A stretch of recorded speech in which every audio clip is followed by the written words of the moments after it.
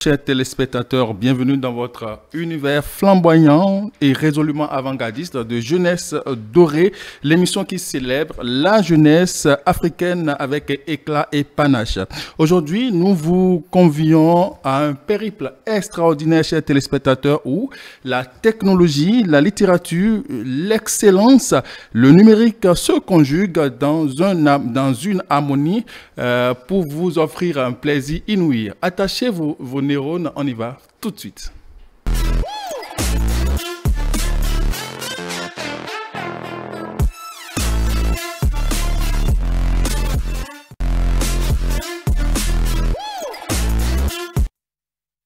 Eh bien, chers téléspectateurs, une fois n'est pas coutume, nous démarrons cette émission aujourd'hui avec Kiff numérique, vous savez, Python, Java, Ruby. Non, ce ne sont pas des noms des nouvelles constellations, mais bien sûr des langages informatiques qui dictent les règles du jeu numérique. Découvrez les 20 langages les plus en vogue, je vais dire, de juin 2024, leur application et ce qu'ils nous réserve pour l'avenir. Et c'est une plongée avec l'équipe de Kiff numérique. Le pasteur, bonjour.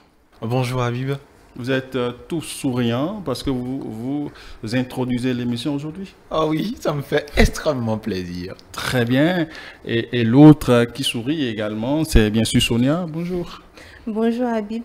Beaucoup de soleil dans votre vie, on dirait. Beaucoup. Grâce au Seigneur. Grâce au Seigneur, toujours son empreinte religieuse. Voilà. Kiff numérique, c'est avec vous, pasteur. Avec plaisir. Alors, nous sommes très heureux de se retrouver encore sur Kiff numérique, la rubrique qui vous sort de l'électronise. Et comme d'habitude, tous les derniers mardis du mois, nous faisons un peu de tutoriel. Nous ne recevons pas d'invités, nous parlons d'un sujet qui parle de numérique.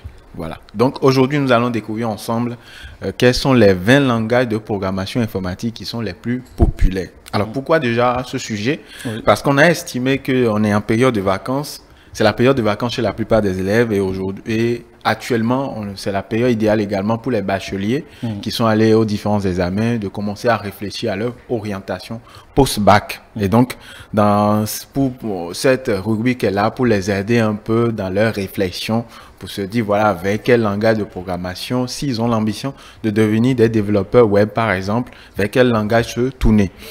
Autre idée également, ou autre raison également, c'est aussi parce que les développeurs juniors également, pour pouvoir monter en compétences, auront besoin de ces informations-là pour pouvoir s'orienter vers les langages qu'il faut pour pouvoir être compétitif sur le marché de l'emploi. Alors déjà, un langage de programmation, c'est quoi? Comme vous et moi, hein, on parle dans un langage. On va dire la langue française, par exemple. On va dire la langue anglaise et tout. Il y a par exemple le braille également qui permet à ceux qui ne peuvent pas utiliser, voilà, ceux qui ne peuvent pas écrire naturellement, de pouvoir communiquer. De la même façon, au niveau de la machine également, il y a un langage qui est utilisé pour pouvoir permettre à l'homme de communiquer avec la machine. Et donc, plus ce langage-là est proche de la machine, on dira que c'est un langage de bas niveau. On a par exemple dans le langage qu'on va découvrir ensemble, on verra le langage qui correspond à ce niveau-là. Et le langage, plus le langage se rapproche de l'être humain, on va dire un langage de haut niveau. Okay. Voilà. Alors, un langage de programmation informatique est un langage formel conçu pour communiquer des instructions à un ordinateur ou à un système informatique afin d'exécuter des tâches spécifiques. Alors, aujourd'hui, comme on découvre ensemble les 20 langages qui sont les plus populaires, la question à se poser, c'est sur quels critères se base ce classement alors? Donc, avec Sonia, on va découvrir un peu les critères qui se basent sur l'indice TUBE. Voilà, et il faut dire que le classement ici des langages de programmation ne se fait pas comme cela, mais c'est un classement qui se fait sur la base de l'indice TUBE. Et il faut comprendre que l'indice TUBE est un indicateur de la popularité des langages de programmation. Et du coup, pour le classement, il y a certains critères. Ici, il faut noter que l'un des critères sur lequel l'indice TUBE se base, c'est le langage doit être capable d'exécuter n'importe quel calcul. En mode technique, il faut parler de Turing Complete. Et après, le langage doit avoir voilà, sa propre page Wikipédia qui indique qu'il s'agit d'un langage de programmation. Ensuite, il faut dire que le langage, voilà, l'un des critères est que le langage doit être suffisamment populaire et avec plus de 5000 résultats de recherche pour la requête Inks Programming. Également, il faut dire que le classement TIOB est basé sur le nombre de résultats de recherche pour chaque langage sur 25 moteurs de recherche populaires comme Google, Yahoo et Wikipédia, pour ne citer que ces quelques critères-là. Voilà.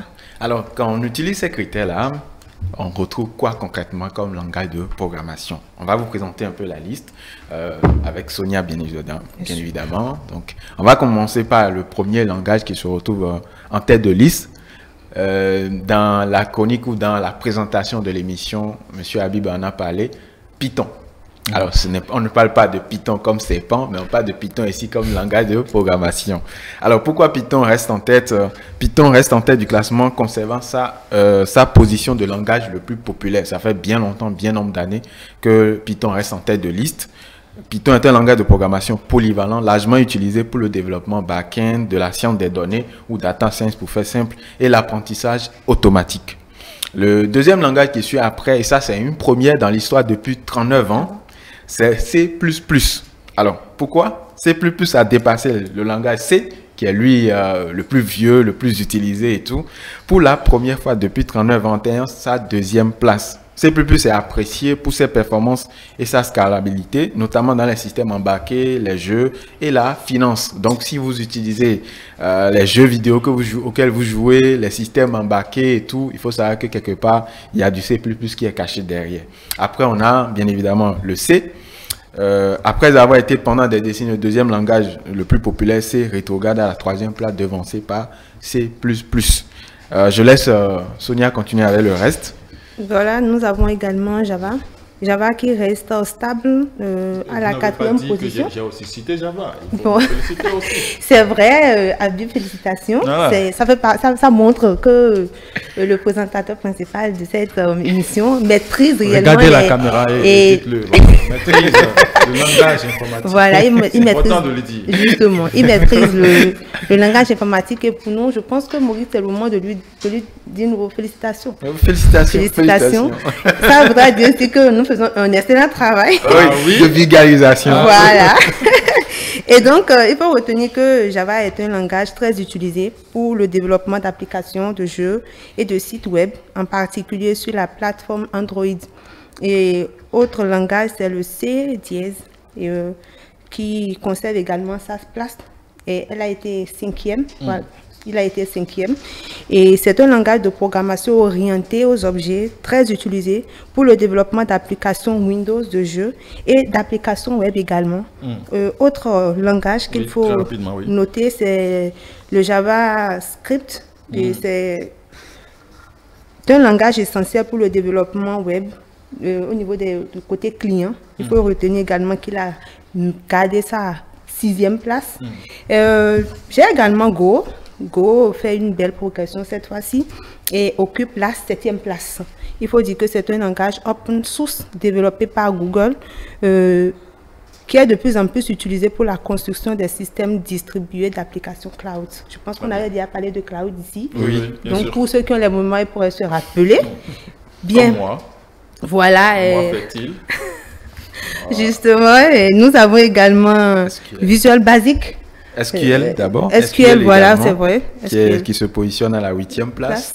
Et SQL, c'est pour les bases de données essentiellement. Voilà. On a également Visual Basic qui perd 3 places. Alors, on va aller un peu rapidement. Allez rapidement. Oui. Après, on a Fortran. On a également Delphi ou Object Pascal. Après, on a le langage assembleur dont je parlais, qui est un langage de bas niveau qui permet de communiquer directement avec la machine. Après, nous avons Ruby, que notre animateur préféré avait cité auparavant. Voilà. On a également Swift, qui se positionne à la 14e place. Swift, qui est le langage de programmation d'Apple, qui permet en fait de développer des applications ou des solutions pour iOS ou macOS. Voilà. Et puis, nous avons Scratch. Scratch, On a MATLAB à la 16e position, qui est utilisé surtout en ingénierie et en recherche scientifique, comme son nom l'indique, un MATLAB. Après, nous avons à la 17e position PHP, qui n'est plus populaire comme avant. Hein, voilà. C'était un langage qui était utilisé surtout pour du développement web et qui perd de la place aujourd'hui. Quand on prend par exemple WordPress, c'est le langage qui est derrière. Après, nous avons à la 18e place Kotlin, qui fait un bond de 10 places et se classe à la 18e place. C'est un langage développé par Google également, qui est de plus en plus utilisé pour le développement web. Et puis après, nous avons à la 19e place Rust, qui établit un nouveau record en atteignant la 19e place. Ce langage, système moderne, gagne en popularité grâce à ses performances et sa sécurité surtout. D'ailleurs, même Mozilla, le navigateur, a prévu réécrit une bonne partie de ses codes en Rust. Nous avons et puis à la 20e place COBOL, un langage historique, un vieux langage, voilà, mais qui est toujours quand même utilisé dans des domaines comme la finance en raison de son expertise spécifique. J'ai quand même une question pour... Allez-y, avec plaisir, avec plaisir. Vous prenez la question que vous voulez. Alors, qu'est-ce qui fait de ces langages-là les plus populaires, je vais dire, en 2024? C'est une très belle question que vous venez de poser là, parce que si un langage est populaire, il faut comprendre derrière qu'il doit avoir forcément une raison. Alors, il y a plusieurs raisons qui justifient un peu la popularité de ces langages-là. On va en voir quelques-unes avec moi et puis d'autres avec Sonia, bien évidemment.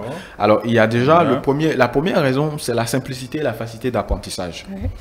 Et dans ce cas-là, Python remplit exactement ce critère-là. Python, par exemple, c'est ça qui justifie qu'il se retrouve à la première place. C'est un langage très accessible pour les débutants. Je vous avais dit que c'est un langage haut niveau, donc ça veut dire qu'il est proche de l'humain, du langage humain. Donc ça veut dire quoi? Si tu lui mets par exemple 1 plus 1, il va te dire 2. Tu n'as pas besoin de commencer à taper des lignes de code, des messages un peu cryptés avant qu'il ne te donne le résultat du calcul. Voilà. Deuxième raison, on a la flexibilité, la polyvalence d'utilisation. Et ça également, Python remplit ce critère-là. Python étant utilisé dans de nombreux domaines comme l'IA, le machine learning, les données, le web également. Voilà. Et puis troisième raison, on a également la portabilité et l'indépendance de plateforme. Un atout majeur pour Java par exemple, qui peut tourner sur n'importe quel système. Voilà. Il y a trois autres raisons que je vais laisser le soin à Sonia de présenter. Voilà, il en a cité trois, je vais citer d'autres. Il faut noter également l'adéquation avec les bases émergentes de l'industrie, comme JavaScript, j'en ai parlé tout à l'heure, pour un web dynamique. Également, nous avons la taille et la fiabilité de la communauté de développeurs qui contribuent et apportent de l'aide. Et enfin, nous avons également les opportunités d'emploi et la demande sur le marché du travail. Alors, en quelques minutes, Sonia et Maurice, selon vous, quel langage de programmation émergent devrait gagner en popularité dans les années à venir? Alors, dans les années à venir, selon vous, déjà, au vu de ce classement-là, on voit clairement que Python n'est pas prêt de céder à la première place. Donc, Python va encore gagner en popularité parce qu'aujourd'hui, on parle beaucoup d'IA. Et donc, pour pouvoir développer des solutions d'IA, on aura encore besoin de Python. Très bien. Il y a maintenant Java qui va seconder Java parce que derrière Python, généralement, il faut après développer des solutions web et tout. Donc, on aura encore besoin de Java. Après ça, maintenant, il y a d'autres langages qui vont encore prendre le pas. On a par exemple des langages comme C++, Go et Kotlin et Rust qui vont gagner encore des places grâce à leurs innovations. Le C++, c'est juste la programmation orientée objet qui vient s'ajouter par rapport à C, ce que C n'avait pas. Voilà. Donc ça fait qu'on aura ces langages-là qui vont encore prendre le devant. Je ne sais pas si Sonia va peut-être... Je pense que je n'ai rien ajouté. Vous donnez votre langue au chat. Non, je pense que ce que Maurice a dit, c'est vrai. Python, aujourd'hui, on sait que c'est un langage qui n'est pas vraiment prêt à céder sa place. Et il en est de même avec Java. Et surtout avec l'intelligence artificielle qui est de plus en plus utilisée, sollicitée. Ce n'est pas pour tout de suite. D'accord. Merci. Et donc, comme on l'a dit, ce classement, c'est pour donner quelques pistes à nos chers bacheliers, mais également aux développeurs juniors, à ceux qui nous suivent actuellement, pour pouvoir voir vers quelle technologie ou langage de programmation s'orienter si on désire monter en compétence ou s'orienter dans le domaine du développement web. Merci Maurice. Merci Maurice, merci Sonia. Voilà, chers téléspectateurs, maintenant, après notre escapade numérique, laissons-nous emporter par la magie aujourd'hui des mots et des arts, car l'innovation ne se trouve pas simplement dans le numérique. Hein. L'innovation se trouve également dans la littérature et c'est l'heure des lettres et des arts. Avec plaisir. Roxy on the mix. Allora da monoteno io vai non le venu yeah. Iro tiani jack boli wa bionu yeah. Fide a we oro guna wa du yeah. Chegua le do no wa ma vonu de. Allora da monoteno io vai non le jacki yeah. Ba iro tiani jack boli wa bionu yeah. Fide a we oro guna wa du yeah. Chegua le do no wa ma vonu de. Rogba tu na dia. Bazona se amen. Hallelujah, amen. Pero papá tu na dia. Bazona se amen. Hallelujah, amen. Yero kwa donu gule bana faji rawe. Yero kwa le jeno kono rawe. Akere ina fono rawe. Nos vies non clever, mais nos potes et nos sons pour nous, ouais. Ce sont les mêmes que t'appelles tes amis, que t'appelles assos, que t'appelles des frères. Attention, tous les jours à fond ensemble, nous sommes fatigués. Mettre la famille à l'abri que les héros t'attendent. Tu cherches ton pain quotidien et peut-être celui de demain. Et ne réveille où, ben y'a un poison à rentrer, mais. Alors, y'a mon antenne, ouais, non, les veines, yeah. Il ont tenu Jack Bolé, ouais, bien, yeah. Fide a we oro guna wa du yeah. Chegua le do no wa ma vonu de. Alors da monotani ya wa no le jacki yeah. Ba iro tani te bole wa bianu yeah. Fide a we oro guna wa du yeah. Chegua le do no wa ma vonu de. Rogba tu na dia. Horacio Takba Bazona se aka. Stan le chancelier. Alléluia, amen. Pero papa tu na dia. Bazona se aka. Mon chéri. Alléluia, amen. Le me néglige we pele zaka on da toda do. 5 vita pour no pouco jo e do ba me veu. Every day a rota ka tu me pa me sofa tu me wa mono vi wa nyinu de ma o sala de verão só. Mais ton sort, de si toi tu vois qu'un dans les noms moi pas. Ta joie de vivre, aux ombres qu'un repos. Ils prédisent ta mort, ne boite rien non sort. Mais dis-moi ton sort, de si toi tu vois qu'un dans les noms moi pas. Ta joie de vivre, aux ombres qu'un repos. Ils prédisent ta mort, Alors à mon antenne, ouais, non, les veines, yeah. Haute la route, ils ont tenu Jack Bolé, ouais, bien, yeah. Ils vont lui dire, ouais, ouais, yeah. Chegua le do no wa ma vonu de. Alors da monotani ya wa no le jacki yeah. Ba iro tani te bole wa bianu yeah. Fide a we do gono wa du yeah. Chegua le do no wa ma vonu de. Rogba tu na dia. Emery Kousa we. Bazona se aka. Alléluia, amen. Pero papa tu na dia. Bazona se aka, amen.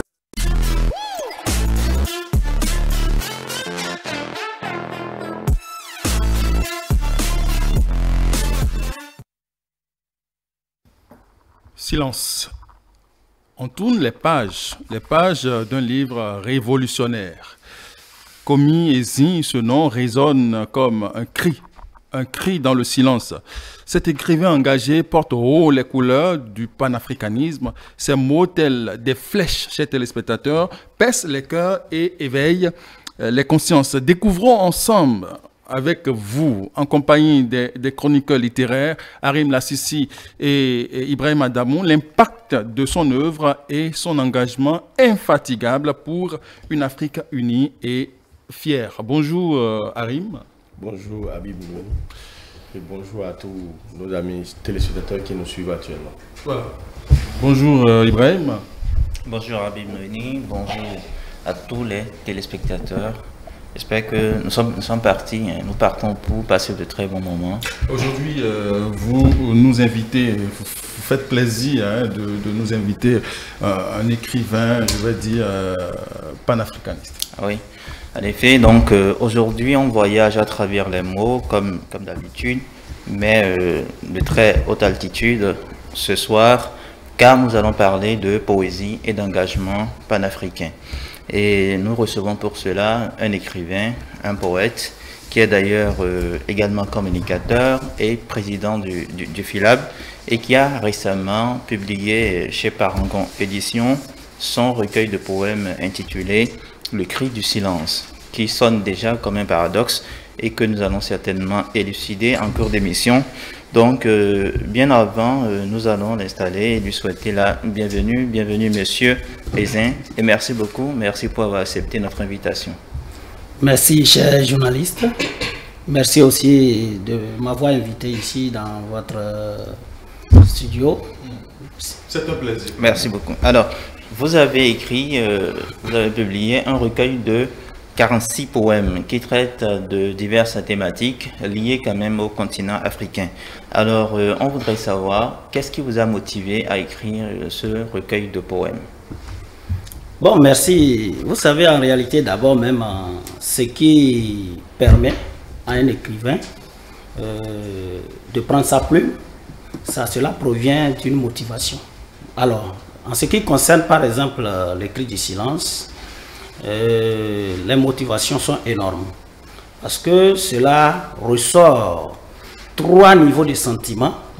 Par exemple, la dénonciation, l'interpellation, la prise de conscience et la compassion. Alors, donc, vous savez, par rapport à ces 3 niveaux de sentiments ou d'émotions, je vais dire le poète que je suis a essayé de retracer, comme je l'ai dit, comme le titre l'a dit, le cri de chaque individu, c'est-à-dire ou bien la constatation que nous faisons dans notre environnement, dans notre société. Voilà. Alors, quand on lit sur la première page de couverture, le cri du silence, c'est cela le titre de l'ouvrage, on voit bien que c'est de l'oxymore. Qu'est-ce que nous pouvons comprendre, quel est le message que vous voudriez faire passer de par ce titre? Bon, vous savez, en réalité, c'est un oxymore, effectivement. Or, l'oxymore, c'est en réalité 2 mots, c'est-à-dire surprenants, qui surprennent, mais qui disent, c'est-à-dire qui ont 2 sens contraires. Alors, lorsque vous prenez par exemple le cri, mais est-ce que le silence a des cris? Non. Donc, ce sont 2 mots. À vous de nous le dire. Voilà. Donc, mais ce cri n'est que l'âme interne. En réalité, ici, ce n'est que le cri interne de l'âme vivante pour exprimer ses sentiments ou ses émotions. Donc, quand il s'agit d'oxymore, c'est que ça fait deux mots. Au sens opposé, au sens opposé. En réunis. Voilà. Alors, dans votre introduction, puisque vous avez écrit vous-même une introduction à votre œuvre, après l'introduction, il y a quand même une préface également. Alors, vous parlez dans votre introduction à vous de la poésie et surtout du paradoxe du poète africain qui s'exprime en langue étrangère. Alors, ce que je voudrais savoir, c'est quel est le rôle, d'après vous, quel est le rôle que vous assignerez au poète africain? Bon, vous savez, en réalité, je vais essayer de nous élucider quelque chose un peu. Vous savez, en réalité, lorsque vous prenez chaque pays, en réalité, vous allez constater que l'expression langagière, c'est-à-dire ce que nous parlons, lorsque vous prenez, par exemple, le Togo, le Sénégal, le français que chacun parle, c'est-à-dire est rattaché aux langues nationales de ces pays-là, de ces ethnies-là. Donc, c'est pour dire qu'en réalité, pour le poète, pour pouvoir s'exprimer correctement, c'est qu'il va falloir s'exprimer dans sa propre langue. Et ce que nous exprimons dans notre propre langue, nous arrivons à l'exprimer mieux que dans la langue étrangère. Donc, c'est de là, nous disons que le poète d'expression française, en réalité, pour vraiment exprimer ses émotions, ses expressions, doit le faire par rapport dans sa propre langue et non dans la langue étrangère. Mais est-ce que quand il le fait dans sa propre langue, est-ce qu'il ne limite pas lui-même déjà la portée de son message? Mais le champ de sa réflexion. Non, non. On ne limite pas le sens de sa réflexion. Vous savez, en réalité, nous réfléchissons d'abord dans nos langues. Avant, vous parlez quelle langue, par exemple? Moi, je parle le Nago. Bien, vous êtes Nago. Et si vous preniez, par exemple, le parti décrit en Nago, est-ce que vous allez vous faire comprendre par un Français, par exemple? Peut-être par une bonne partie du peuple béninois, par exemple. Peut-être pas le Nigeria aussi, mais...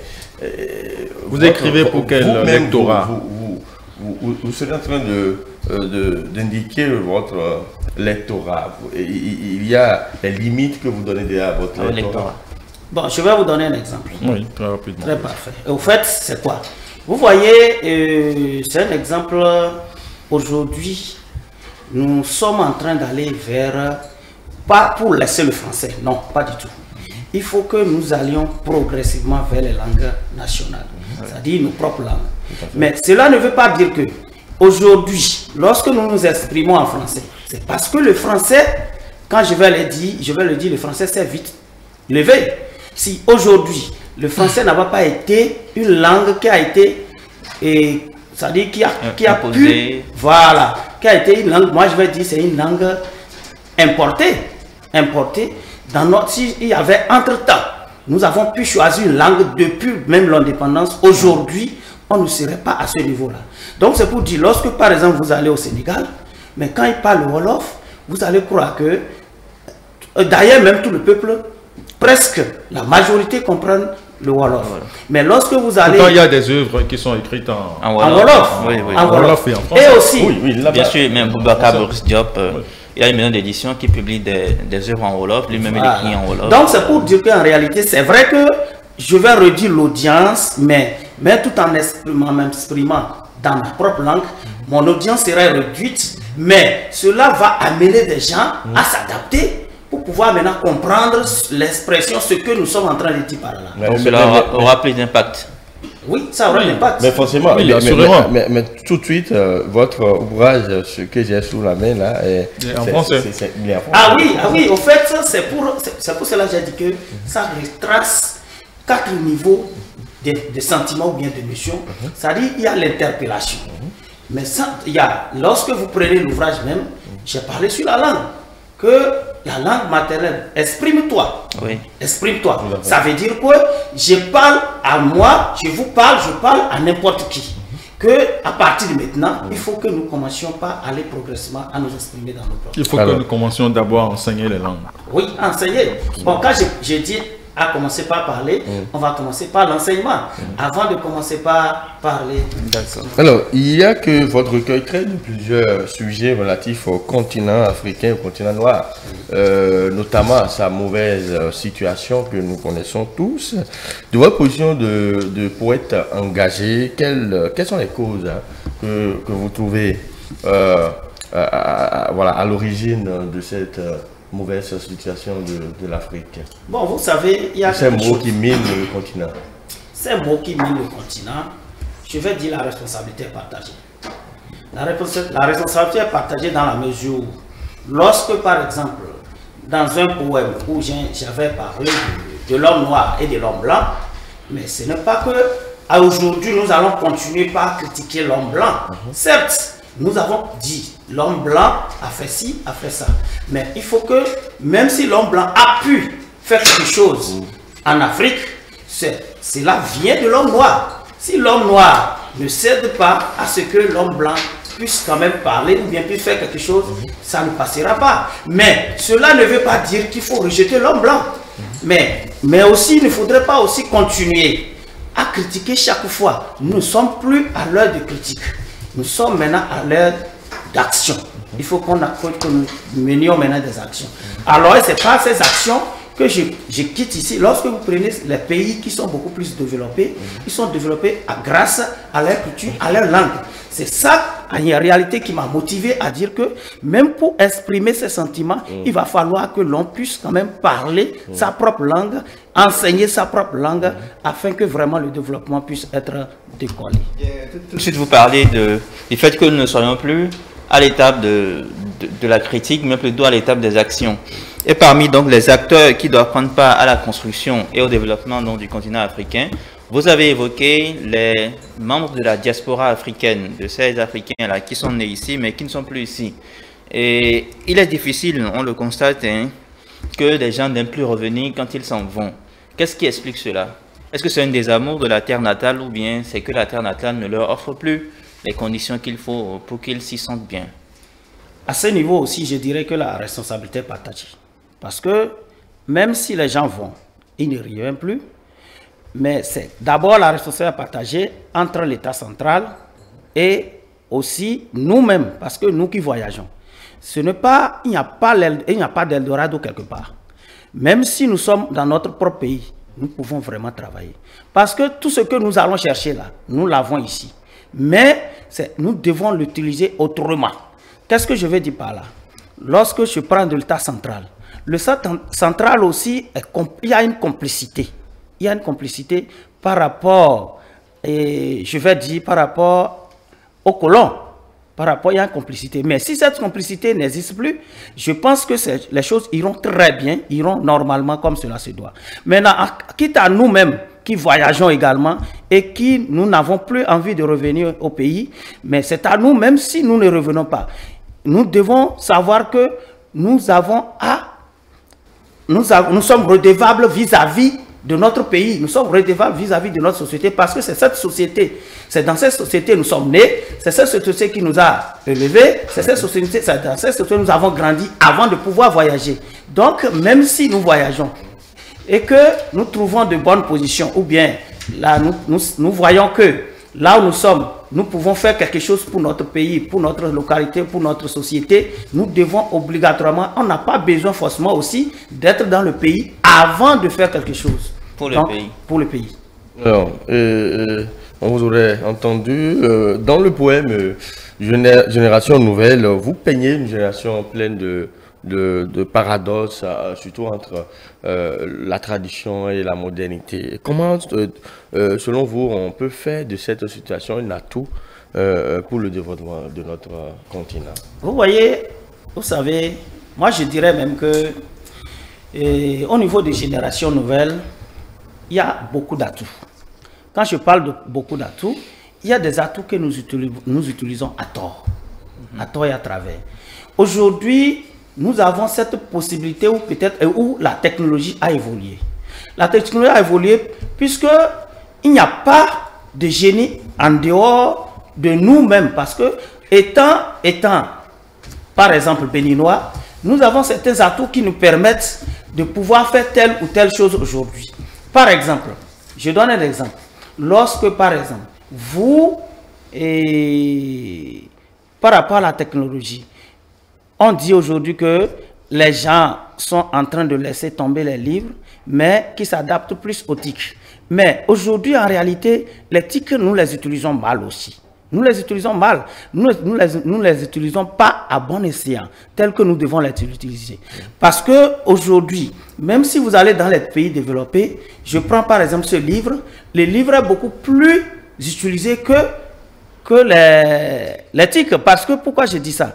Lorsque vous allez par exemple dans les bibliothèques des pays, des pays développés, les bibliothèques sont beaucoup plus enrichies. Que nos bibliothèques. Mais alors que ici, ceux qui ont inventé la technologie ne l'utilisent pas tel que nous l'utilisons, mais nous l'utilisons comme nous voulons. Donc c'est pour dire que nous avons assez d'atouts normalement, parce qu'il y a des gens, il y a des génies, même que ce soit en technologie, en Afrique, n'importe où, dans n'importe quel pays. Donc c'est pour dire qu'en réalité, ce monde où nous sommes est un monde normalement différent du monde. Un exemple encore, c'est que pour la publication, entre-temps, des anciens, c'est-à-dire des ténors, des anciens écrivains, mais la publication est beaucoup plus difficile qu'aujourd'hui. Alors qu'aujourd'hui, il est très facile. Alors, entre-temps, soit c'est la dactylographie, ou bien il faut écrire avant d'envoyer à une maison d'édition. Mais aujourd'hui, directement, vous envoyez le tapisserie et à l'éditeur. Donc, vous voyez, en réalité, c'est pour dire qu'il y a assez d'atouts aujourd'hui que nous pouvons exploiter. Bien, je voudrais, pour bien avant qu'on termine, parce qu'on fait la main ici, qu'on lise un peu votre poème Dépravation, qui s'intéresse à la couche juvénile, notamment aux filles africaines. Dépravation, donc je lis. Jeune fille africaine, toi qui, se croyant être bien vêtue, laissant ton dos à ciel ouvert, dans un ciel tel qu'une étoile dans le firmament, toi qui portes de jupe recouvrant à peine tes cuisses, toi qui mets ton bas-ventre en spectacle, toi qui gommes ta peau, toi qui te rends multicolore tel un arc-en-ciel, toi qui te revêtis, tu dois te revêtir dans un accoutrement local sur ta peau noire éclatante, tel un miroir au soleil, garde ta couleur authentique, noire qui t'honore à travers les frontières. Vêtis-toi en africaine, reste toujours en conformité avec tes traditions et valorise-toi. Tu n'es pas un jouet pour les hommes, respecte-toi et tu seras respecté. Fille africaine, fille noire, fille de l'humanité noire. Mais vous fustigez ces nouvelles mœurs qui s'allègent, mais qu'est-ce qui peut l'expliquer en une minute? C'est la toute dernière question. C'est une question. Ce sera votre mot de fin. Oui, vous voyez, ce qui peut motiver ça, c'est comme le titre, c'est-à-dire du poème le dit, dépravation. Au fait, il y a, comment je vais le dire, une sorte de détérioration des mœurs. C'est que aujourd'hui, on pense que ce que nous voyons au niveau des feuilletons, ce que nous voyons au niveau de l'Internet, tout ce que nous voyons est adapté à notre culture. Parce que chaque peuple a sa culture. Mais tout le temps, on leur dit que c'est pas bon. Pourtant, elle continue. Non, pourtant, elle continue. Mais aujourd'hui, vous savez, on ne peut pas réprimander. C'est-à-dire le mode vestimentaire n'est pas à réprimander. C'est vrai, vous avez le choix. Vous avez le libre choix de porter ce que vous voulez. Mais il faut aussi le porter au moins... Votre œuvre, n'oubliez pas que votre œuvre est dans une perspective panafricaniste. Hein. Ah oui? Vous dites que le mode vestimentaire n'est pas à réprimander. Non, ce que je dis, le mode vestimentaire n'est pas à réprimander. Lorsque vous avez porté des costumes, on ne peut pas vous dire de ne pas porter des costumes. Mais ça n'enfreint pas à nos cultures. C'est parce que on porte le costume parce que si dans l'Occident on porte le costume, c'est à cause de la température, à cause de l'atmosphère, à cause de ce qui... Parce que c'est le temps qui vous amène à inventer ce qu'il faut pour pouvoir vous défendre. Mais s'il y a des costumes, ce n'est pas pour plaisir. Si là-bas également aussi il fait chaud, il ne faut pas porter de costumes. Donc c'est pour dire quoi? Si également ici aussi vous êtes dans votre bureau où il y a la climatisation, vous pouvez porter des costumes. Mais il faut porter ce qu'il faut. C'est pas seulement les costumes qui m'aident. Oui, à niveau de religion. Alors donc c'est pour dire quoi? J'interpelle plus ici les jeunes filles. Oui. Parce que elles pensent que ce qu'ils voient dans les feuilletons, ça peut s'appliquer ici. Certes, mais il faut que nous commencions par aller progressivement pour ne pas perdre en réalité nos traditions. Donc, nous devons se comporter comme, bon, pas quand même comme nos anciennes grand-mères, mais progressivement s'adapter à ce qui est local. D'accord. On vous aura compris. Merci. Merci beaucoup. Merci à vous, Monsieur Lézy. Merci, chers amis littéraires, chers téléspectateurs. Après avoir touché du doigt vraiment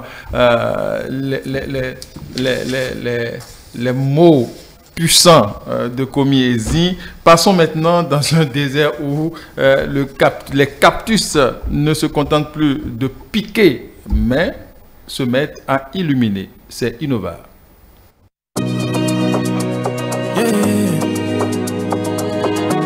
C'est l'ordinateur, oui. T'es pas là, je suis déjà.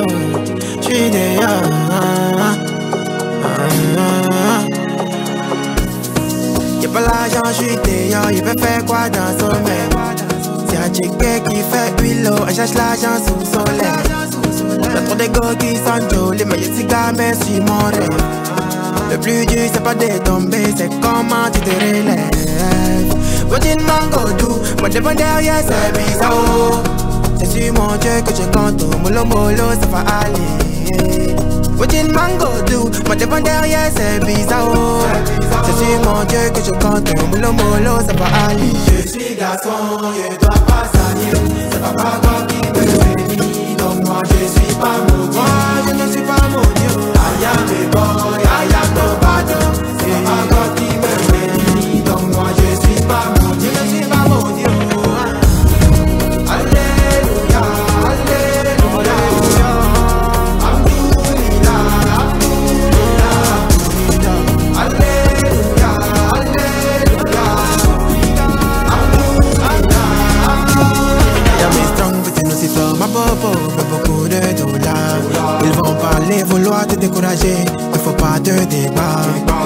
n'est plus dit avance. Sans Dieu, comment j'ai mis ma confiance. Donc, si c'est chaud, comment, si c'est dur, comment, il ne va jamais me laisser. Ah, oh, d'abord, thank you, Baba God, for my mommy. Ah, to la go, thank you, Baba God, for my daddy. Ah, je sais que je vais y arriver, oh, parce que je ne suis pas seul, faut libéral, je gagne des eaux. Je suis garçon, je dois pas salir. C'est Papa God qui me bénit, donc moi je suis pas maudit. Moi je ne suis pas maudit. Aya mes boy, aya Tobado. C'est Papa God qui me bénit, donc moi je suis pas maudit. Je ne suis pas maudit. Alléluia, alléluia. Roméo Guago. Mon vieux gars display.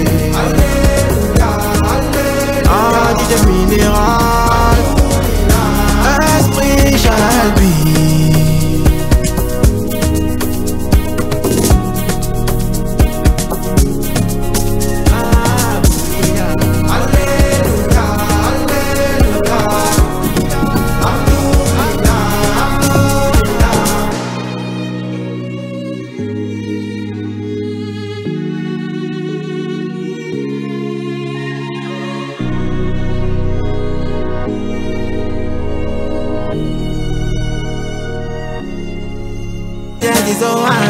Je suis garçon, je dois pas salir.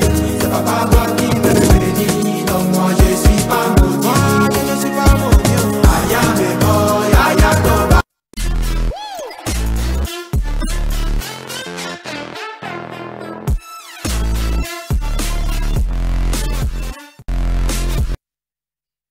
De votre fidélité, chers téléspectateurs, explorons ensemble comment les cactus se transforment en producteurs d'énergie et réinventent l'avenir énergétique de notre continent. Ça se passe au Sénégal et c'est avec vous, Pierre Vingbe. Bonjour.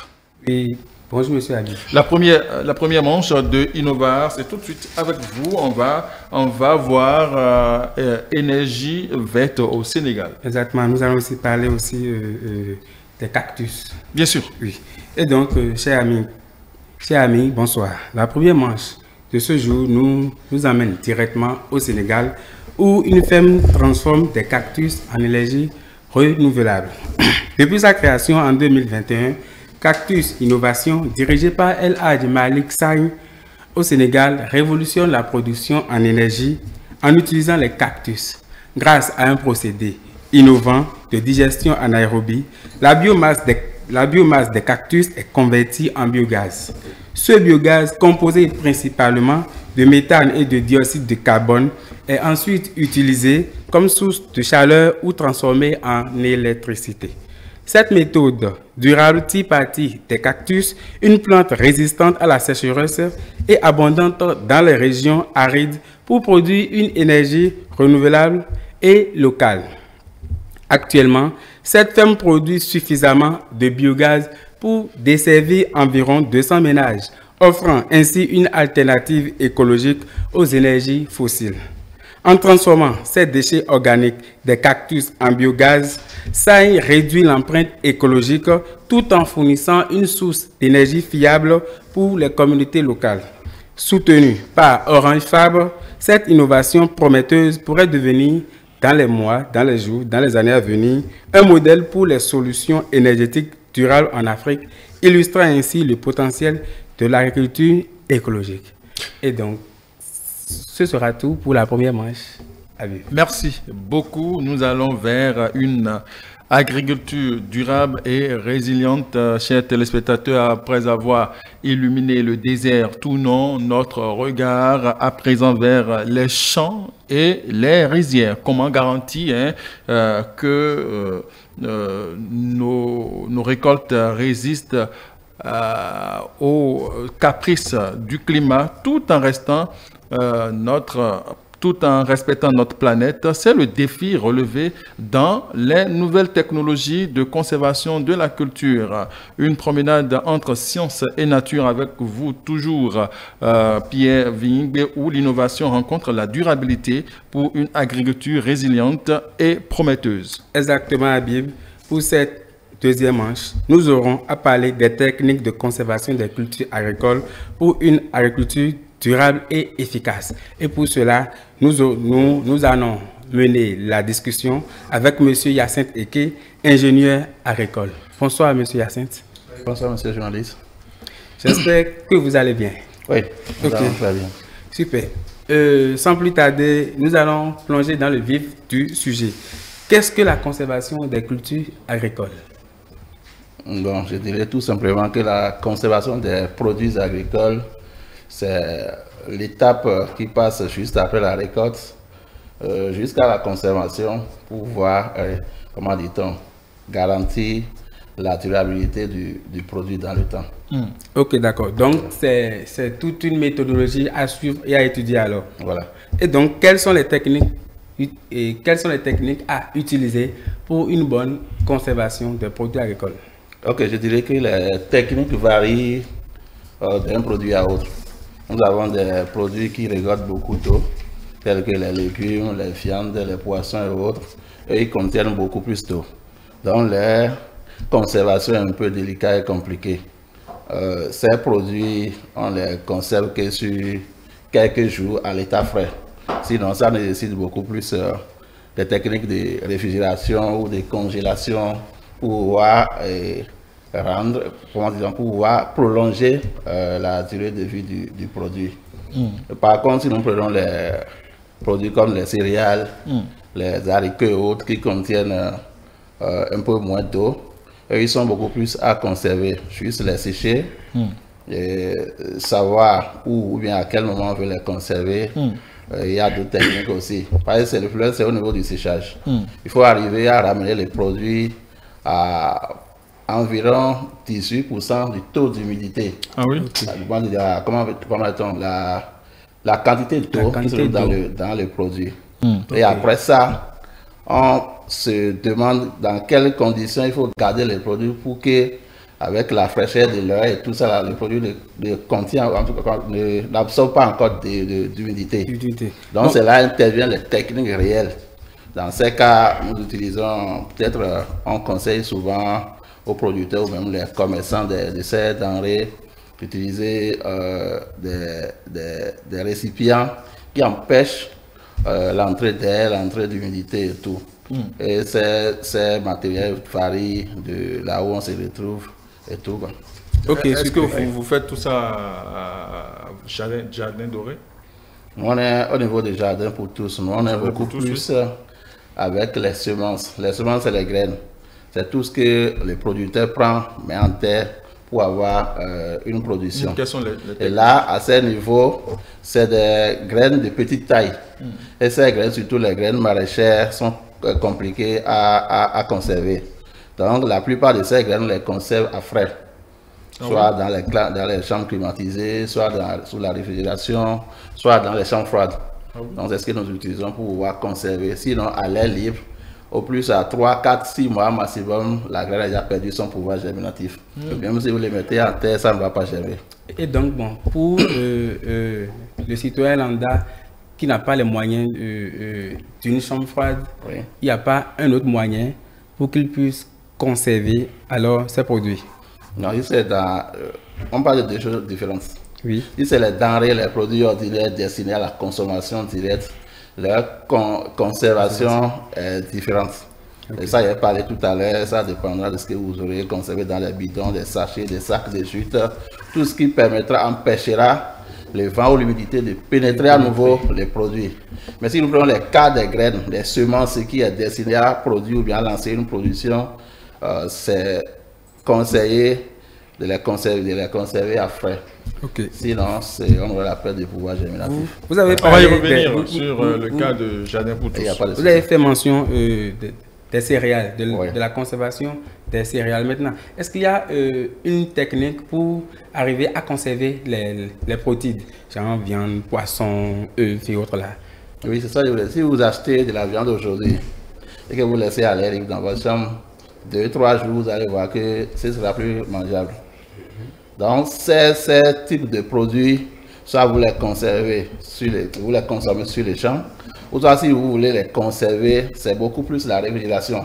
C'est à cause de ça que vous allez voir que ceux qui font les poissonneries, les boucheries et autres, ils ont toujours un système de congélation pour pouvoir garder la viande sur une longue durée. Oui.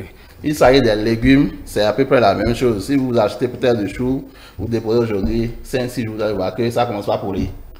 Donc, pour prolonger la durée de vie, il faut la réfrigération.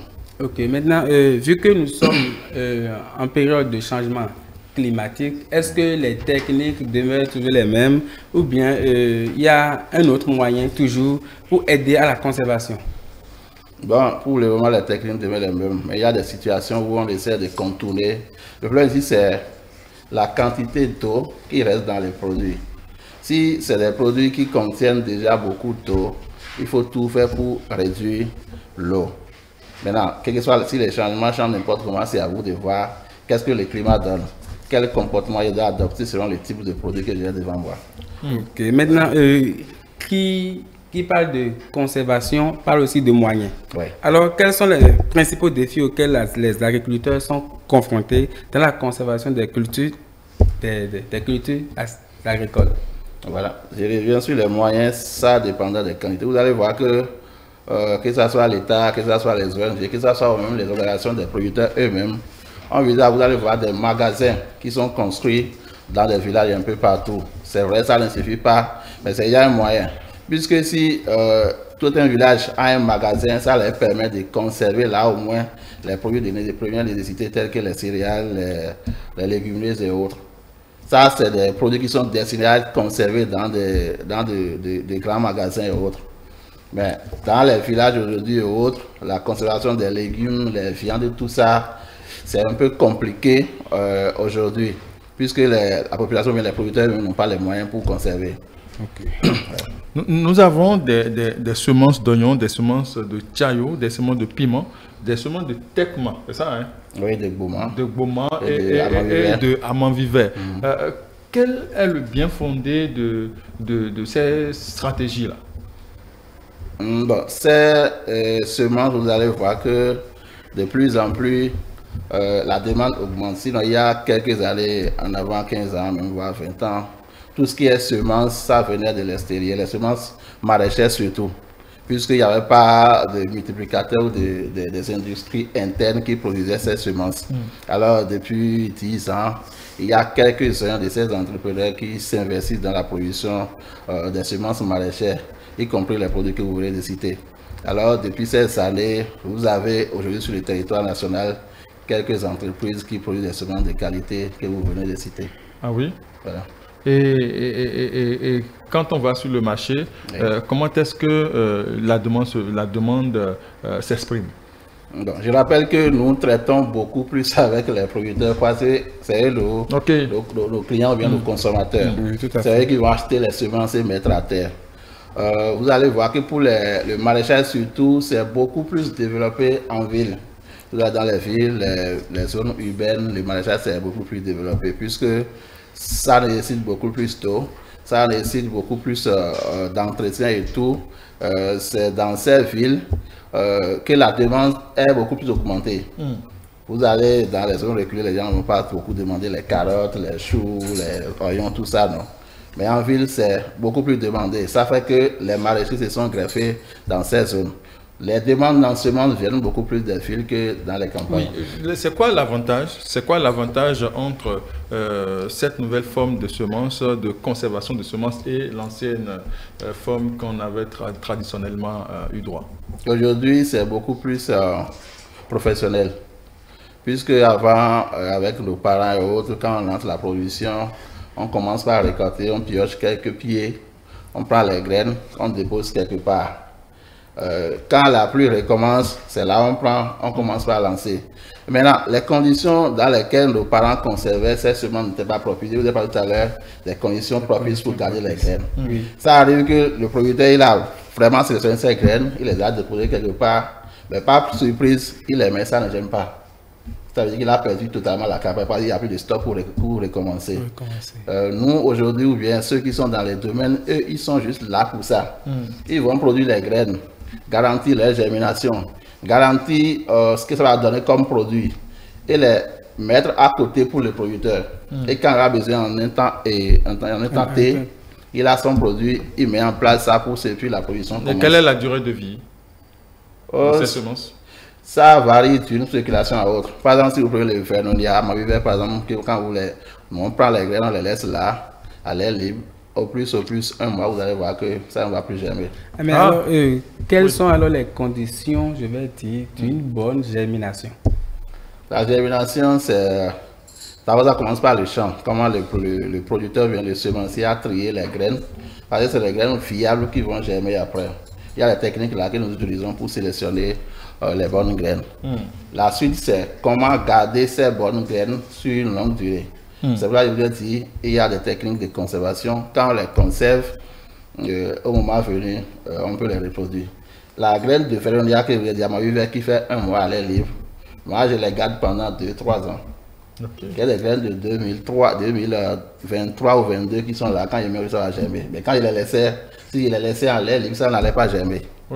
Le piment, les légumes locaux comme le pommage, etc. Si vous les laissez à l'air libre en 6 mois, ça ne va plus germer. On a des stocks qui font déjà 3 ans, 4 ans qui continuent de germer. Donc c'est la technique de conservation qui est très très importante dans cette affaire. Est-ce que Pierre, vous me permettez, oui, vas-y. Est-ce qu'ils admettent la culture au sol? La culture au sol, c'est beaucoup plus au niveau du producteur, de nos clients. Parce que quand ils viennent chercher les graines, c'est à eux de décider selon la demande, bien selon leur technique, leur expérience. Est-ce que vos graines oui, nos graines sont aptes à la culture au sol. Ok, d'accord. Ok. Nous allons aussi parler de l'utilité de la conservation agricole. Alors, selon vous, quelle est l'utilité d'une conservation agricole? C'est la conservation même des produits agricoles qui est la base de la sécurité alimentaire. Sinon, s'il n'y a pas cette technique, on peut beaucoup produire, mais en quelques jours, vous allez perdre tous les stocks qui sont disponibles.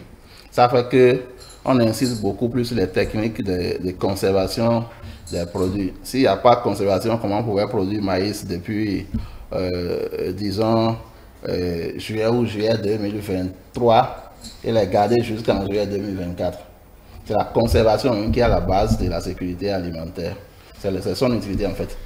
Ok, d'accord. C'est bon, la toute dernière question? Oui, la toute dernière. Comment une technique de conservation, toujours, contribue-t-elle à l'efficacité de la durabilité de l'agriculture agricole? Ce sera aussi en même temps votre mot de la fin. Oui. Avant de lui décerner notre palme de jeunesse. Ok, bon, je le disais, la conservation telle qu'on l'a dit, c'est ça qui garantit tout. Tout le travail est fait par le producteur. Et juste après la récolte, c'est comment faire pour garder la production jusqu'à une période bien temps T pour que ça puisse servir à la population, servir aux consommateurs. Cette technique que je vous ai dit, ça varie d'une spéculation à autre, ça varie de la zone où on est et tout ça. Je voudrais dire que c'est ça la clé même de la production agricole sur laquelle nous dessinons tous les jours. Merci beaucoup, Monsieur Hyacinthe Eke. Je rappelle que vous êtes producteur agricole et vous impactez positivement vraiment ce secteur de l'agriculture, vous influencez avec vos actions. Nous avons décidé au sein de Jeunesse Dorée, en partenariat avec Télé Bénin, vous décerner notre palme de Jeunesse Dorée en tant que jeune engagé dont les actions sont sans faille envers la communauté, actions positives, je veux dire, et votre impact profond. Merci beaucoup. Merci beaucoup à vous pour la reconnaissance. C'est pour nous aujourd'hui d'avoir ce certificat. Ça nous encourage beaucoup de continuer nos activités, nos œuvres pour le bonheur de la nation. Voilà. Habib, si tu le permets, alors, quel message vous allez envoyer à la jeune génération pour qu'eux aussi, ils puissent aussi emboîter le pas comme vous? Bon, pour la jeune génération, parce qu'on n'est pas dans le même domaine. Quel que soit votre domaine, pour ceux qui sont dans votre domaine à vous, qu'est-ce que vous avez à leur dire? Pour mon domaine, d'abord, je dirais, entreprendre aujourd'hui dans le monde agricole, c'est pas facile. Donc, en voulant se lancer dedans, de faire bien les choix, de se documenter ou bien même d'aller chercher de l'expérience, puisque il faut cerner le contour de tout ce qu'on veut faire avant de se lancer dedans. La même chose même pour la jeunesse qui font d'autres choses que nous, que ce soit la musique, que ce soit l'art et tout. C'est exactement la même chose. Il faut d'abord avoir une base, savoir là où on va, se former ou bien même chercher de l'expérience avant de rentrer dedans. Merci beaucoup à vous, Hyacinthe Eke. Pierre? Oui, bon, on est ensemble? On est ensemble. Bon, d'accord. Merci beaucoup à vous, Pierre. Alors, chers téléspectateurs, nous quittons rapidement les chants de Hyacinthe Eke et nous faisons un bond vers la jeunesse dynamique de notre continent. Voici venu Junior d'Afrique, la rubrique où les jeunes talents partagent leurs défis et leurs réussites. Attachez-vous bien, le voyage.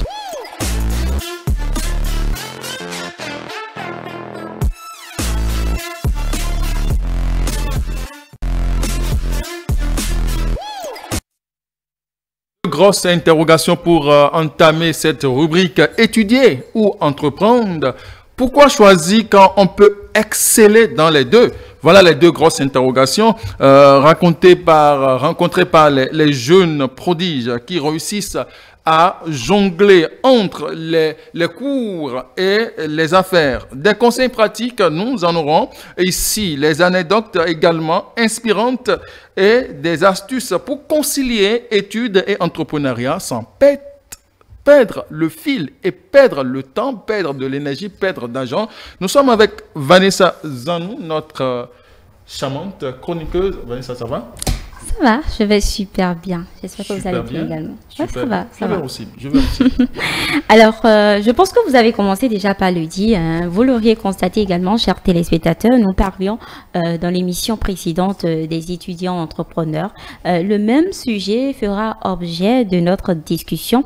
Et dans ce numéro, le coach formateur Frédéric Goumerawa, voilà, il est coach formateur. Il nous donnera quelques astuces pour quand même concilier études et création d'entreprise. Mais bien avant de le recevoir, nous allons suivre ce petit élément vidéo si Monsieur Nestor est avec nous.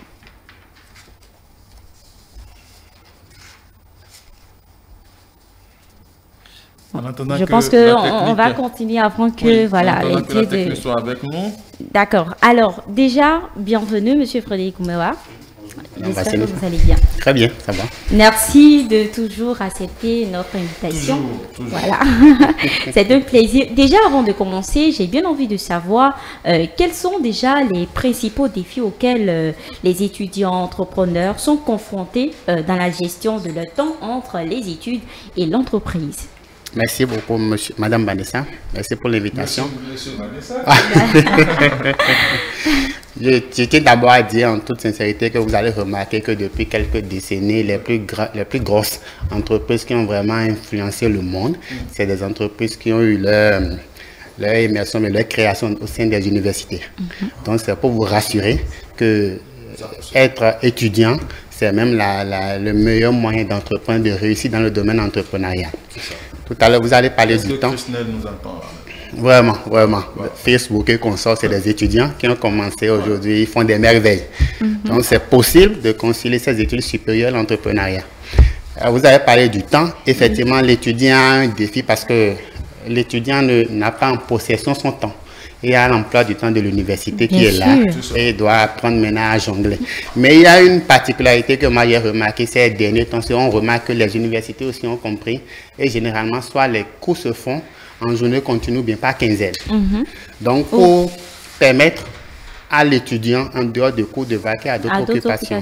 Donc pour l'étudiant qui veut entreprendre, il est important qu'il puisse faire trois choses. Il est important qu'il puisse vraiment se discipliner. D'abord, il faut l'autodiscipline. C'est très important.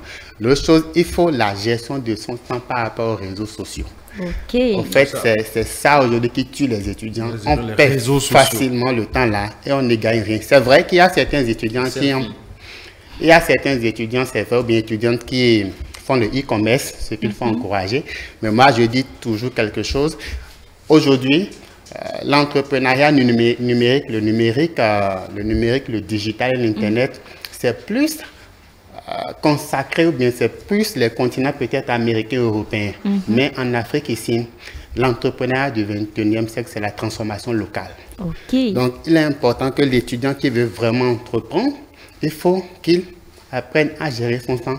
Mais le temps, là, il faut qu'il essaie maintenant de voir des activités liées à la transformation économique qui sont peut-être dans son milieu immédiat où il peut vraiment exploiter, pourquoi pas gagner vraiment par rapport à ça. D'accord. Et si vous devriez encourager ces étudiants-là qui ne sont pas peut-être dans la création d'emplois, quel avantage ou opportunité offre la création d'une entreprise pendant ces années d'études? En fait, la particularité pour l'étudiant qui a déjà en tant qu'étudiant qui a commencé par entreprendre, c'est qu'à la fin de ses études, même s'il n'a pas un emploi, il n'aura plus besoin de soucis, il n'aura plus de soucis financiers. Donc, c'est le premier point. C'est pourquoi, comme après le temps, il faut maintenant que l'étudiant qui désire peut-être entreprendre, comme je l'ai dit, il développe ce qu'on appelle le sens de l'observation. C'est-à-dire, dans son milieu immédiat, quels sont les besoins de son milieu que lui pense qu'il peut combler. Donc, l'étudiant qui arrive à identifier ce besoin-là, il gagne toujours de l'argent. Parce que quand tu combles un besoin, c'est que tu as le retour, généralement le retour, c'est monétaire. Donc, si tu vois, peut-être, je suppose, je donne un exemple très simple, je suppose que dans votre zone, vous avez remarqué, peut-être à la maison, que vous êtes dans une zone où quand il fait chaud, on ne vend pas de la glace. C'est clair. Il n'y a pas de la glace dans la zone. Mais voilà, la maison, il y a peut-être un congélateur ou bien un frigo, on ne fait que mettre un peu la nourriture au frais. Il faut apprendre à négocier avec les parents. Bon, voilà, on s'entend, c'est vrai que ce n'est pas toi qui paie le loyer, ce n'est pas toi qui paie l'électricité ni l'eau. Mais comme tu veux développer une activité commerciale, tu dis maintenant que peut-être je m'engage, si ça prend, à la fin du mois, si l'électricité peut-être c'est 10 000, je paie une partie. Je paie 10%. Donc, il faut au fait créer des conditions tout en tenant compte des besoins immédiats. L'étudiant qui arrive à discerner un besoin immédiat dans son environnement va toujours réussir dans le domaine entrepreneurial. Avez-vous un exemple notable, je vais dire, d'étudiants ayant réussi dans l'entrepreneuriat? Bien sûr. Exemple, partagez cet exemple avec nous. Il y a tout au long de cette année, on a eu à développer une formation dans les universités, comment concilier les études supérieures et l'entrepreneuriat. Il y a une fille qui a fait un truc extraordinaire dans sa zone. Elle a remarqué que là où elle est, qu'il y a des maisons qui sont en construction. Et généralement, quand il y a des maisons qui sont en construction, c'est des ouvriers. Et ces ouvriers, on sait qu'à midi, ils aiment prendre du gari. Au lieu de la cassade. Voilà, ils aiment délayer rapidement et continuer. Donc, elle a remarqué au fait que dans sa zone, elle n'a pas les moyens pour créer une boutique. Donc, elle est allée négocier avec des dames dans la zone pour leur livrer des beignets qu'on appelle des galettes. Voilà. Donc, elle a commencé avec 700. Elle va au marché, négocier le coulis là et vient livrer maintenant à ces dames. Elle a commencé avec 5 boutiques, mais en un laps de temps de 3 mois, elle a finalement actuellement près de 52 boutiques, elle m'a dit, où elle livre le coulis. Elle a commencé avec 700 seulement. Et si elle finit son cours, le marché qu'elle espace, c'est le marché de Pau qui s'anime tous les 5 jours. Donc, elle passe la moto de sa maman, elle va faire son ravitaillement, elle livre. Elle disait la fois passée que son objectif d'ici la fin de cette année, c'est d'économiser pour créer un centre informatique. Mais elle a commencé avec ça. Elle a décerné un besoin dans sa zone. Elle sait qu'elle n'a pas les moyens pour créer une boutique, mais avec cette idée géniale, et progressivement, c'est en train de prendre. Nous entendons parler, quand on réussit en tant qu'étudiant, quand on réussit dans l'entrepreneuriat, c'est qu'un coup de chance. Est-ce que vous êtes d'accord pour cette expression? Non, moi je suis contre ça. Je suis contre, il faut apprendre à développer des initiatives. Au fait, la chance vient, c'est vrai même. Parce qu'il y a quand même des gens, plusieurs qui ne réussissent pas. Non, en fait, c'est des... Et qui peut-être ont peur d'échouer. Non, en toute sincérité, c'est des gens qui n'ont pas les habiletés qu'il faut, qui n'ont pas su développer les qualités qu'il faut.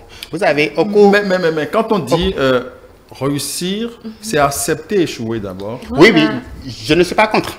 Je ne suis pas contre. Au fait, au fond même, ce n'est pas de l'échec. C'est que quand tu échoues, c'est que... n'ont pas les habiletés, vous allez nous expliquer. Voilà, tout à l'heure, il n'y a pas de souci. Au fait, quand la personne échoue, c'est un peu comme l'entrepreneur ne perd jamais. Il peut perdre de l'argent.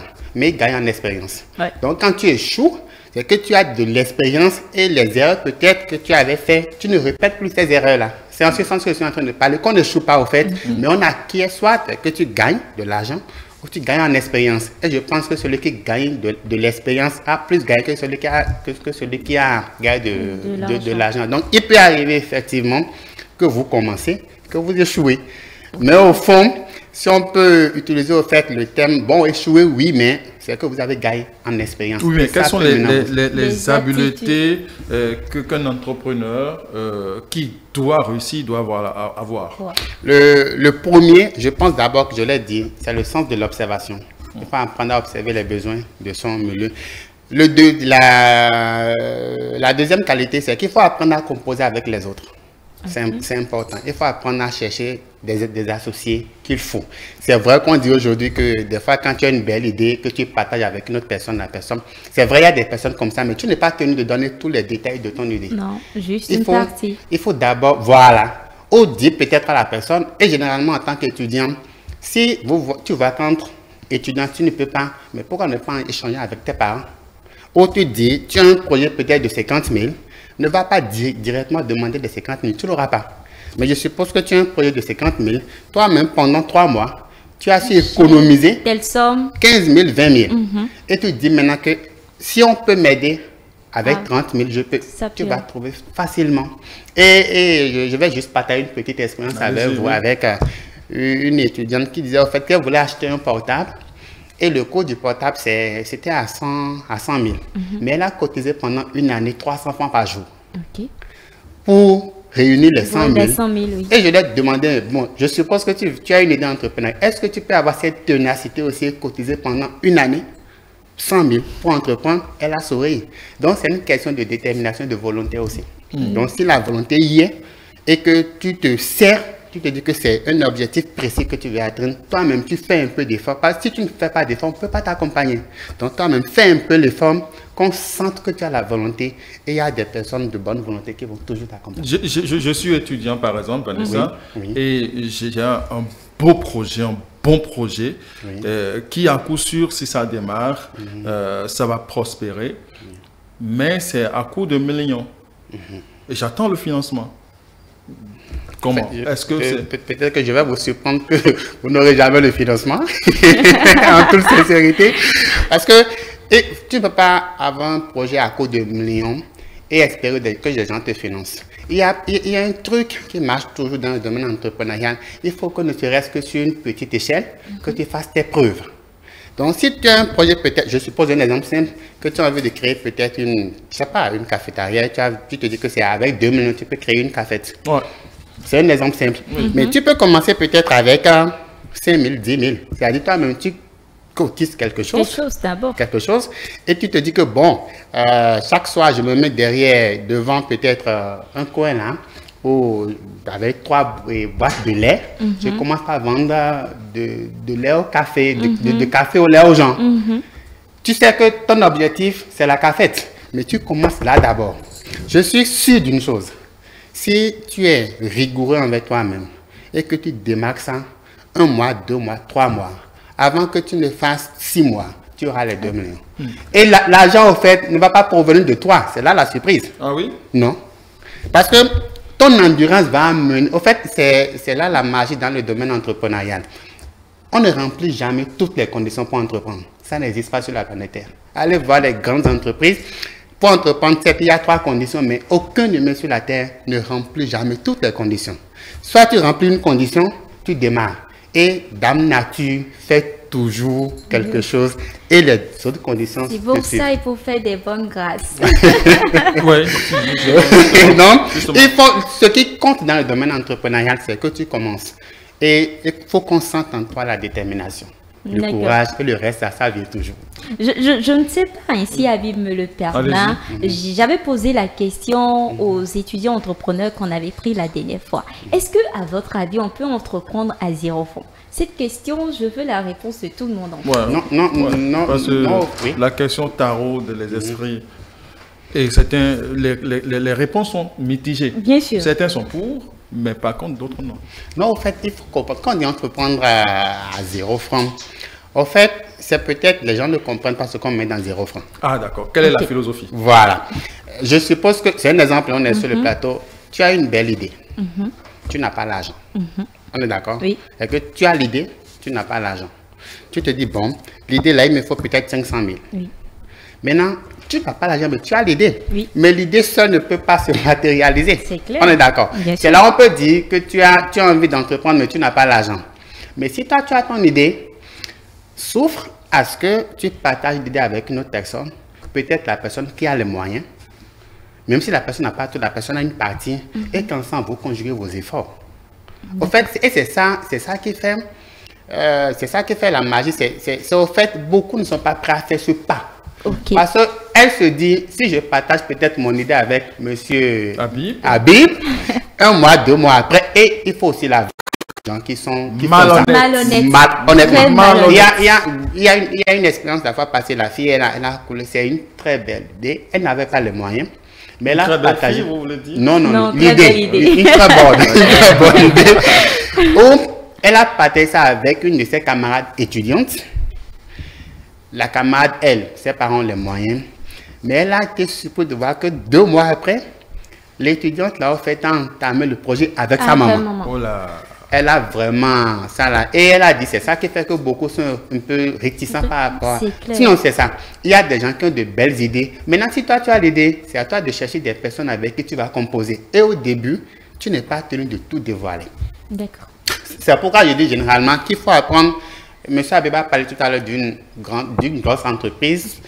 Au début, il faut apprendre à diluer. Vous n'êtes pas tenu de commencer avec force. Ouais. Commencez petitement. Il y en a qui veulent faire auto. Non, ça ne prend pas. Ça ne prend pas. Je m'en voudrais de ne pas poser cette question. Oui. Quelles sont les formes d'entrepreneuriat qu'on peut avoir? Est-ce qu'on peut entreprendre dans le social? Bon, au début, l'étudiant entreprendre dans le social ne va pas l'arranger. C'est clair.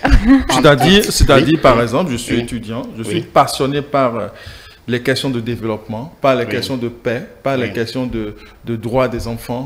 Je commence par produire de petits articles sur Internet. Je commence par donner de la voix. Est-ce que c'est une forme d'entrepreneuriat? Parce que ça peut quand même m'apporter des opportunités. Bien sûr, bien sûr. Bon, et si c'est sur ce volet, je comprends. Bien sûr, bien sûr, tu peux le faire. Ça ne gêne pas. C'est un peu comme... J'en connais qui, aujourd'hui, sont au sommet de leur art. Hein. Et qui ont commencé comme ça. Et qui ont commencé comme ça. Aujourd'hui, ils ont un site web. Oui. Et ils sont sollicités partout, même aux Nations Unies. Bien sûr. On en a reçu sur ce plateau. Bien sûr, bien sûr. Ça me rappelle cette fille qui est peut-être passionnée de la langue anglaise. Elle a cette facilité, mais elle a commencé d'abord par enseigner. Au fait, elle était en terminale. Mais elle aime l'anglais maintenant. Elle a cette facilité-là à réduire les cours pour permettre à ceux-là qui ne maîtrisent pas la langue là, de comprendre. Mais elle a commencé par des formations gratuites dans les écoles, dans les CEG. Elle fait la formation, elle explique les BABA. Mais après ça, elle a commencé par vendre des articles à 50 francs, 100 francs.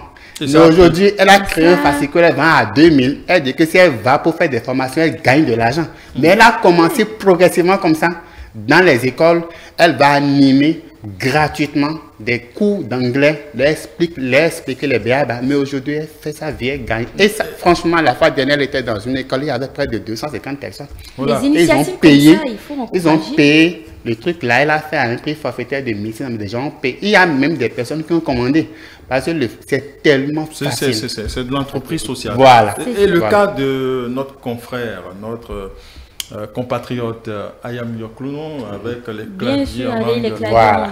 Aujourd'hui, vous voyez un peu, ça prend. Ouais. D'accord. Alors, comment les établissements scolaires ou les incubateurs d'entreprises peuvent quand même mieux soutenir ces étudiants entrepreneurs dans leur parcours?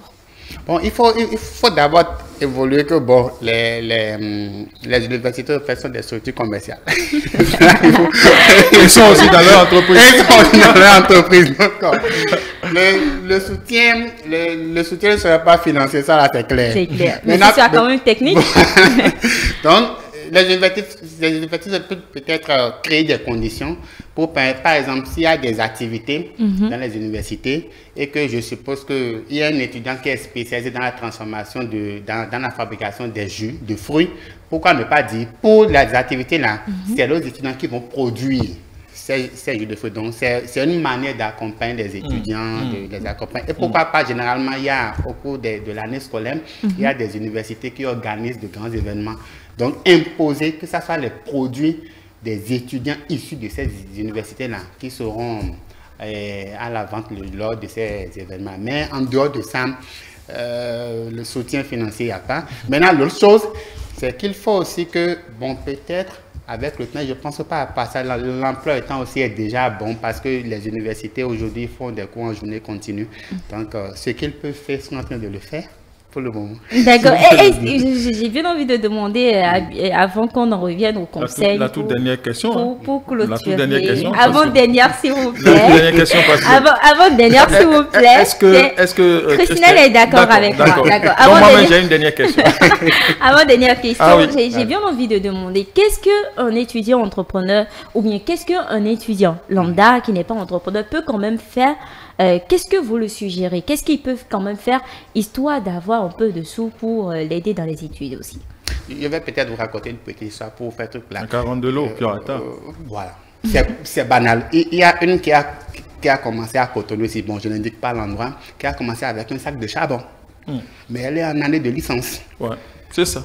Elle a commencé début d'année, mais il y a de cela avant de venir, si je l'ai appelé, mais elle m'a dit par semaine, elle vend au moins 5 et 10 sacs. Ouais. Mais elle a commencé avec un sac. Au fait, il faut que l'étudiant enlève le volet un peu. Le manteau. Voilà. C'est ça, en fait, qui perturbe beaucoup. Il y a un, on a fait la formation, mais il a compris qu'il vend de pâté. Oui.